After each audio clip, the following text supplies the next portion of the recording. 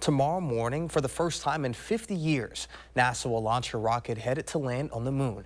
It's part of a joint mission between NASA and commercial venture United Launch Alliance that will send a lunar lander to the surface of the moon. And one Madison woman will be on board. Brandon Ross has the story. Liftoff. We have liftoff 49 minutes past the hour. I can remember being in the physician's lounge watching on this little TV and seeing it, the moon landing, and that was wonderful.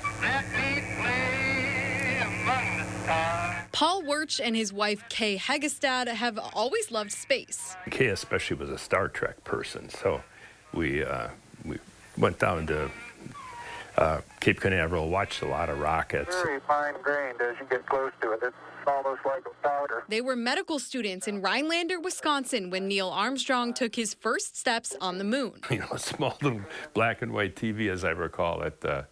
You couldn't see it very well. Now, more than 50 years after the first moon landing, NASA's going back. And this time, Kay won't have to watch the landing on a grainy TV screen. Space, the final frontier.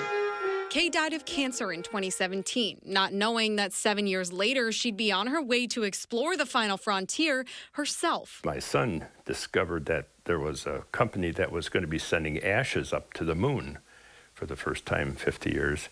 And so he talked me into going along, and we got her a ride on that. Early Monday morning, Kay's ashes will be aboard the first American vessel to land on the moon since the last Apollo mission in 1972. It has ashes of 70 people, including some notables. Gene Roddenberry, the creator of Star Trek, and his wife are on there.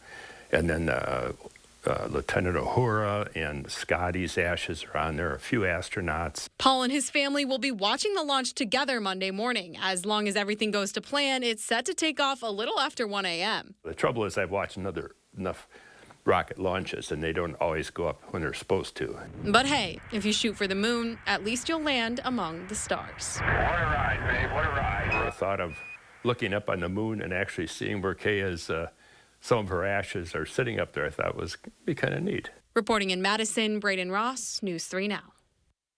If everything goes to plan, the Peregrine spacecraft will land on the moon on February 23rd.